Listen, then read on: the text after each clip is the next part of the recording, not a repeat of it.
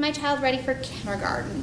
What you want to do when asking that question is you want to look at those developmental domains. Does anything stand out physically, socially, with their language? Do I have a hard time understanding them?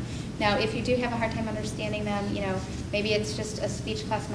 Two of my 3 children had speech before they started. One was finished before they even entered kindergarten. The other one just had it a little while in kindergarten and then they were done. So it doesn't mean that it has to last forever, but as they're just trying to do some sound symbol relationships with their kindergarten writing and that kind of thing, they have speech difficulties. They might be actually writing down the sounds that they're hearing, but they're not hearing the right sounds. So speech is one of those things where if you have concerns, I would get that checked now. Don't wait on that. What is it that's causing me to even just have this little bit of a question? Why do I have this little bit of a doubt? It could be that you're paranoid. That could be it. It could be that, you know, you're worried a little bit about the behavior. It could be you haven't heard great things about the kindergarten teachers where they're going. It could be your neighbor had this experience or whatever. But really look at what is causing you to have that little bit of question. Beyond academics, what are you worried about for your child? And are they valid concerns? Academics, as a former kindergarten teacher, the academics wasn't what determined it for me as far as a child and how successful they were. That seems like something that will come. That seems like, you know, something you can work on, or they just haven't been shown. So besides that, and the reverse side of that is, even if your child knows all their letters, they can count to 100, they know all of those things, is there something else? Can they listen for 5 seconds? Can they talk and look you in the eye? So just because they might know all of the letters, numbers, whatever it is you think that they should know, is there something else there? How can you determine if your child is ready? Just looking at your child's experiences. Are they anxious to learn? Are they able to sit and listen? Do they try different things? Are they able to do different things physically? Do they get along with other people? Looking just at how they do life, something that you know best.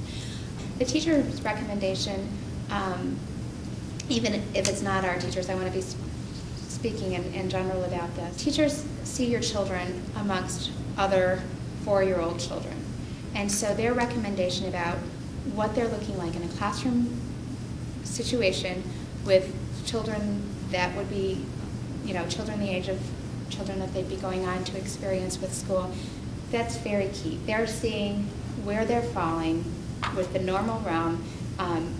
Most of our staff have been teaching 4-year-olds for years. So is a July birthday too old to say, you know, he needs an extra year, she needs an extra year?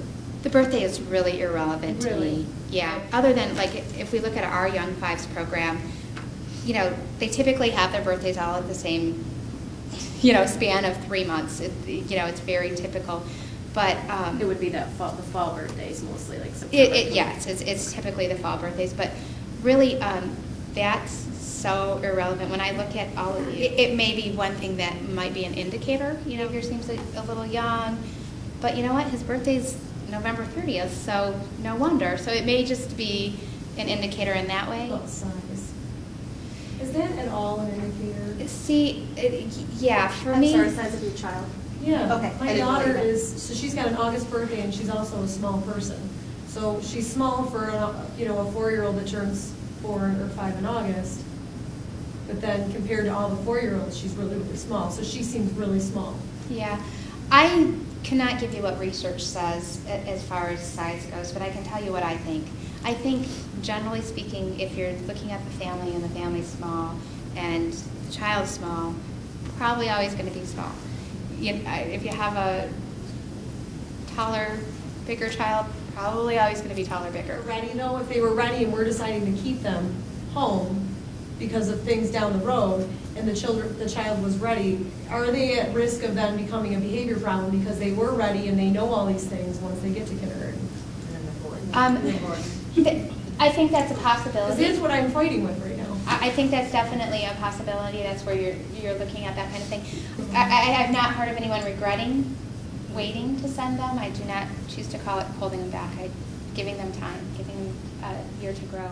Not so much this year, but in past years, I have had many people, many parents that have come back without preschool, who's currently in here, come to me with their child having difficulties in first or third grade. So most kids could probably get through kindergarten without too many issues or whatever, but they're finding that in first or third grade when, you know, these expectations are there, or a couple other things that can be considered as far as the examining the reasons, and currently, I don't know, with the jobs in Michigan and all of that stuff the way it is, Michigan is one of the only states that the deadline is December 1st. Many of the other states it's September 1st. So some people moving in are surprised by that. We've had several people even recently moving in, and I'm thinking, how are you moving to the area? That's interesting. But but they are, and they're often surprised by the December 1st deadline, because most other states it's September 1st. So that's not that, but that is something that can influence decisions as well if there's a move planned sometime in the near future. Yes.